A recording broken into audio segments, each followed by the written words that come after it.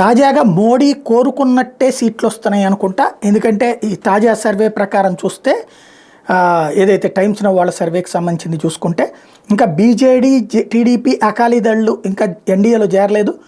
వాళ్ళు చేరకముందు చేసిన సర్వే లెక్క ప్రకారమే చూసుకుంటే ఓ రకంగా సునామీ నడుస్తుంది. హిందీ హార్ట్లాండ్ ఒకవైపు, కర్ణాటక, గుజరాత్, మహారాష్ట్ర, ఈశాన్య రాష్ట్రాన్ని బీజేపీ కైవసం చేసుకోబోతుంది. తమిళనాడులో ఎన్డీఏకి ఏకంగా 19% ఓట్లు, ఏఐఏడీఎంకే 17% పడిపోవడం కంటే ఎక్కువ సీట్లు ఓట్లు సంపాదించబోతుంది. తమిళనాడు మొత్తం సీట్లు 39 అయితే డిఎంకే 24 నుంచి 28, కాంగ్రెస్ 5 నుంచి 7, అది మళ్ళీ ఐఎన్డీఏలో పార్టీ. అది ఏఐఏడీఎంకే 1 నుంచి 3, బీజేపీ 2 నుంచి 6, ఇతరులు 0 నుంచి 2.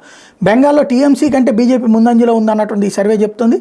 బీజేపీ 20 నుంచి 24 సీట్లు, 42% ఓట్లు, టీఎంసీ 17 నుంచి 21 సీట్లు, 40% ఓట్లకు పరిమితం అవుతుంది.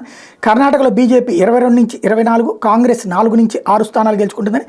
తెలంగాణలో బీఆర్ఎస్ కంటే బీజేపీ ఎక్కువ సీట్లు గెలుస్తుందని, బీఆర్ఎస్ 2 నుంచి 4, ఎన్డీఏ 4 నుండి 6, అంటే బీజేపీ ఐఎన్డీఏ కూటమి అక్కడ కాంగ్రెస్ పార్టీ 8 నుండి 10 స్థానాలు గెలుచుకుంటుందని, ఇతరులు 0 నుండి 1. ఆంధ్రలో వైసీపీ 21 నుంచి 22, టీడీపీ జనసేన 3 నుంచి 4. బీజేపీ ఇంకా జారక ముందు చేసినటువంటి సర్వే కాబట్టి బీజేపీకి 0 అయినటువంటి పరిస్థితి. ఇకపోతే ఢిల్లీ బీజేపీ 7, ఐఎన్డీఏ కూటమి 0. పంజాబ్ ఎన్డీఏ 3 నుంచి 5, 25%, అకాలీదళ్ 1 నుంచి 2, 17%, ఆప్ 5 నుంచి 7, 27%, కాంగ్రెస్ 2 నుంచి 4, 27%. హర్యానా బీజేపీ 9 నుంచి 10, కాంగ్రెస్ 0 నుంచి 1. మహారాష్ట్ర బీజేపీ మిత్రపక్షాలు కలిపి 36, కాంగ్రెస్ మిత్రపక్షాలు 11. జార్ఖండ్ ఎన్డీఏ 12 నుంచి 14, ఐఎన్డీఏ కూటమి 0 నుండి 2, ఇతరులు లెక్క వస్తున్నది 0నే. ఉత్తరప్రదేశ్ ఎన్డీఏ 72 నుంచి 78, ఐఎన్డీఏ కూటమి 2 నుంచి 6, బీఎస్పీ 0 నుంచి 1, ఇతరులు 0.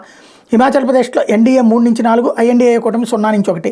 ఉత్తరాఖండ్ ఎన్డీఏ 5, ఐఎన్డీఏ కూటమి ఇతరులు 0. గుజరాత్ ఎన్డీఏ కూటమి 26, ఐఎన్డీఏ కూటమి ఇతరులు 0. రాజస్థాన్ ఎన్డీఏ 24 నుంచి 25, ఐఎన్డీఏ కూటమి 0 నుండి 1, ఇతరులు 0. మధ్యప్రదేశ్ ఎన్డీఏ కూటమి 28 నుంచి 29, ఐఎన్డీఏ కూటమి 0 నుంచి 1, ఇతరులు 0.